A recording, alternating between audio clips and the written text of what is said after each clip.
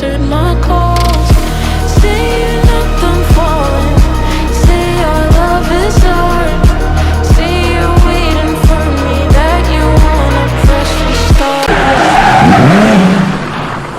Once again welcome to Eshnan automotive. आज हम लोग जो गाड़ी के ऊपर काम करने वाले हैं वो रहने वाला है फोर्ड का एंडेवर। ये गाड़ी ऑलमोस्ट 15 से 16 साल पुराना था। गाड़ी हमारे पास रेस्टोरेशन के काम के लिए आया था क्योंकि कस्टमर को ये गाड़ी बेचना नहीं था। उनके दिल के बहुत ही करीब था ये गाड़ी ऑलमोस्ट 1.5 से 2 लाख किलोमीटर चल चुका था, पर उनको अगले 5 से 10 साल चलने के लिए इसको फिर से रेडी करना था। जब भी हम लोगों ने गाड़ी रिसीव किया उसमें माइनर रस्टिंग का काम था, एज वेल एज गाड़ी का कलर काफ़ी जगह से फट भी गया था, डैमेज भी था और उसमें रस्टिंग का भी काफ़ी ज़्यादा इशू था।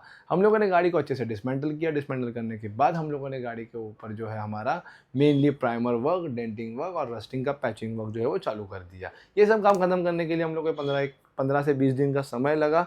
वो हो जाने के बाद हम लोगों ने गाड़ी के ऊपर ब्लैक कलर से उसको पूरा अच्छे से पेंट कर दिया।